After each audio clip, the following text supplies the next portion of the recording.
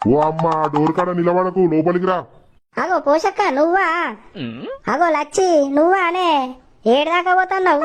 ఆ పోషక్క నేను కరీనారం దాకా పోయత్తానత్తన్నా. నువ్వేటో పోతున్నావు ఏడుదాకా? నేను కూడా పోతానా కరీనారం దాకా. దా పక్క పండి కూసో. ఓ పిల్లగా అటేటు జరుగు రాదు, మంచిగా కూర్చున్నావు ఒక్కొని. ఇక కూర్చుంటే కొంచెం అటేటు జరుగు. అయితావు కానీ మరి ఏం పని మీద పోతున్నావు కరీంనగర్? ఏం లేదే పోషక్క, మా అక్కగిన కరీంనగర్లోనే ఉంటారు కదా. నిన్న మా అక్క చీర తీసుకున్నదాట, చీర చుట్టూ దాచెళ్ళే అంటే పోతాన్నా చూసిరాను. మరి నువ్వేం పని మీద పోతానవే? నేనేటు పోతాననే, ఇంట్లో కరెంటు పోయి ఉడుకుతుందని అట్లా కరీనారం దాకా నన్ను బస్సులో పోతే చల్లగత్తదని బస్సు ఎక్కిన. అయినా ఫ్రీ బస్ అయినా ఏమైనా పైసలు పెట్టి పోయి ఎత్తనామా అనే మనం? మరి కాదానే, వట్టిగానే గెలిచిర్రా, మనం వేయలేదా ఓట్లు?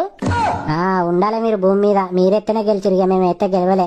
ఒకలేమో చీర చూసిరాను, ఒకలేమో చల్ల గాడుపు రాను, మంచిగా తిరుగుతారు పో బస్సులల్లా.